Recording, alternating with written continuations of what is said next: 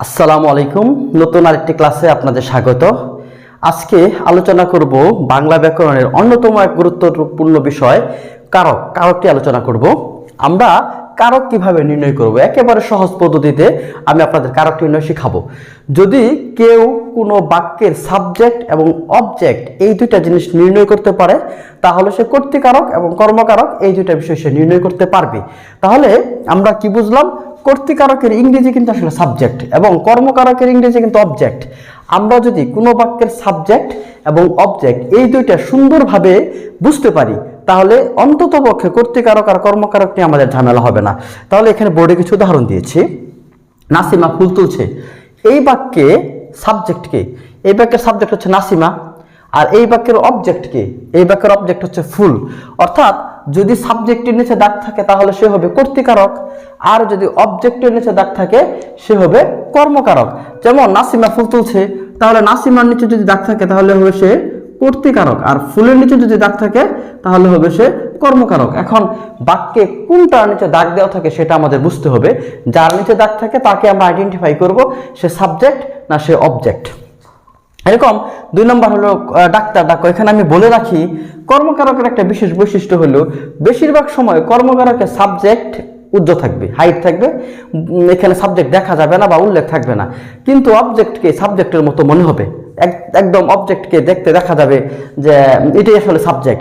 যেমন এখানে আছে, এটা আসলে ইংরেজিতে ইম্পারেটিভ সেন্টেন্সের মতো, এখানে সাবজেক্ট উল্লেখ থাকে না।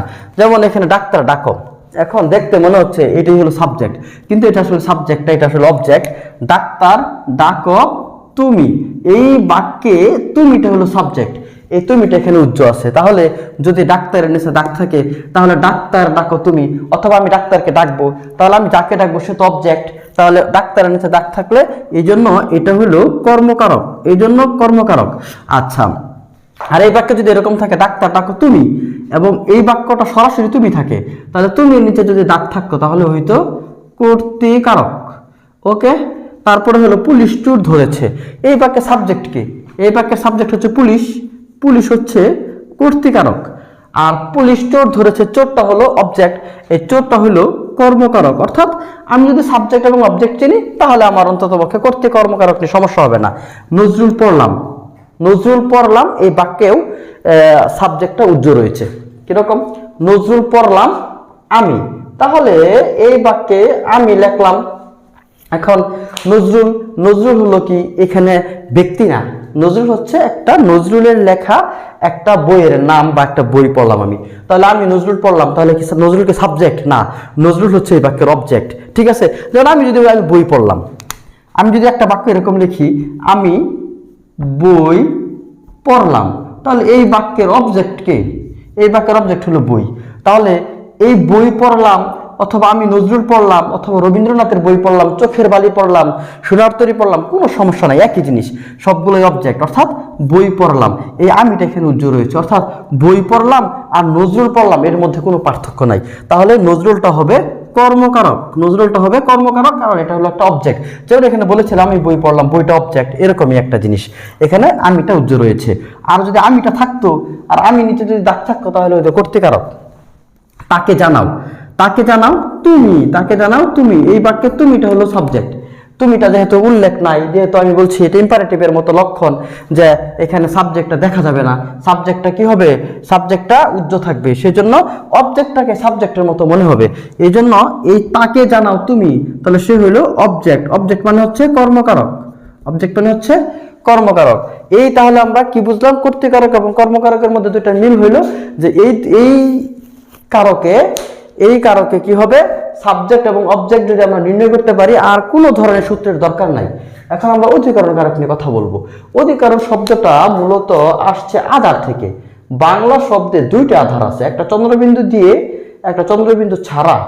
এই চন্দ্রবিন্দু সহ যদি হয় তাহলে হবে অন্ধকার, আর যদি চন্দ্রবিন্দু ছাড়া হয় তাহলে হবে আধার, যার অর্থ হলো সময়, বিষয়। আর আধার শব্দের অর্থ হলো স্থান।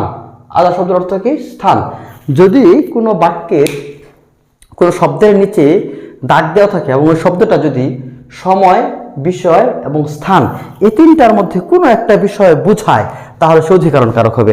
যেমন আমি যদি বলি যে আমার মাথায় চুল আছে, তাহলে মাথার নিচে দাগ যদি থাকে তাহলে মাথা হবে কি অধিকরণ কারক। যদি বলি টেবিলে বই আছে, টেবিলের নিচে যদি দাগ থাকে তাহলে টেবিল হবে অধিকরণ কারক, কারণ টেবিল একটা জায়গা বোঝাচ্ছে। যদি বলা হয় যে পুকুরে মাছ আছে, তাহলে পুকুরের নিচে যদি দাগ থাকে তাহলে পুকুর হবে অধিকরণ কারক। হাতে ঘড়ি আছে, আমি যদি বলি হাতে ঘড়ি আছে, তাহলে এখানে হাতের নিচে দাগ থাকলে হাতটা হবে অধিকরণ কারক। আমি যদি বলি যে পকেটে টাকা আছে, তাহলে পকেট যদি দাগ থাকে তাহলে পকেটটা হবে অধিকরণ কারক। এক কথায় বলতে পারি কোনো স্থানের নিচে যদি দাগ থাকে তাহলে সে হবে অধিকরণ কারক। আবার যদি সময়ের নিচে দাগ থাকে তাহলে সেটা অধিকরণ হবে। যেমন যদি আমি বলি যে আমি সকাল 7টায় ঘুম থেকে উঠবো, তাহলে সকাল এর নিচে দাগ থাকলে অধিকরণ কারক, 7টা এর নিচে দাগ থাকলে অধিকরণ কারক।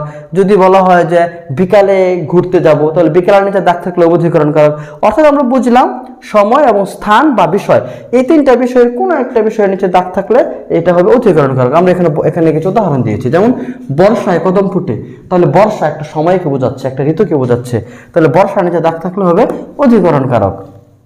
নদীতে পানি আছে, তাহলে নদীর নিচে যদি দাগ থাকে তাহলে নদী কি হবে, নদী হবে এখানে অধিকরণ কারক, কারণ নদী একটা জায়গা বোঝাচ্ছে। আবার বলছে পাঠে মন দাও, এই পাঠ কি বোঝাচ্ছে, পাঠ একটা বিষয় বোঝাচ্ছে, তাহলে এখানে হবে অধিকরণ কারক। ঘাটে নৌকা রাখো, ঘাটটা কি বোঝাচ্ছে এখানে, ঘাটটা এখানে জায়গা বোঝাচ্ছে। অর্থাৎ আমরা সময়, স্থান এবং বিষয়, এই তিনটা বিষয়ের মধ্যে কোনো একটা নিচে দাগ থাকলে এটা অধিকরণ কারক হবে। আরো একটা ক্লাসে আমি অধিকরণ কারক এবং অপাদান কারক এই দুইটার মধ্যে একটু পার্থক্য আছে, এই দুইটা দেখতে একই রকম দেখা যায়, এই দুইটা বিষয় নিয়ে পরবর্তী একটা ক্লাসে আপনাদের সঙ্গে আমি কথা বলবো। সকলকে ধন্যবাদ। আসসালামু আলাইকুম।